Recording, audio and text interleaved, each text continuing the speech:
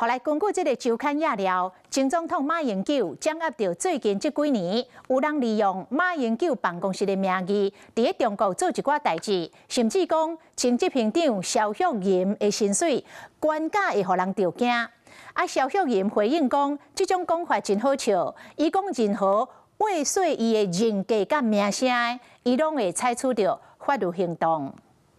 前總統馬英九到中國參訪，坐佇咧馬英九後壁的就是王光蘇。馬英九基金會前執行長蕭旭炎嘛佇咧共場活動。經過一段時間，這個所讓人點名嚴重違反財政紀律，就看亞料主因是馬英九掌握到最近有人用馬辦的名義佇咧中國做一寡代志。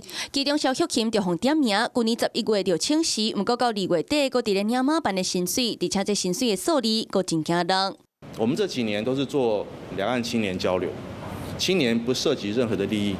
有前總統親口跟我說，絕對不能低於你在總統府的待遇，所以令人嘖舌。我不知道是爆料人士自己的觀感，還是怎麼樣，我是覺得非常可笑。照蕭旭炎的講法，當時馬英九做總統的時，蕭旭炎是總統府的副秘書長，每個月薪水大約是19萬。不過這屆伊為馬英九的辦公室離開，接國民黨的副主席職位，所讓馬辦針對。啊，那國民黨主席鄧麗文嘛忍袂住，空中嗆聲。那當然，始作俑者是所謂藍營的人嘛，那他本來就是長期就是對我們國民黨造成了很多無法回復的傷害，你不能夠讓賊人或者是有心人士得逞。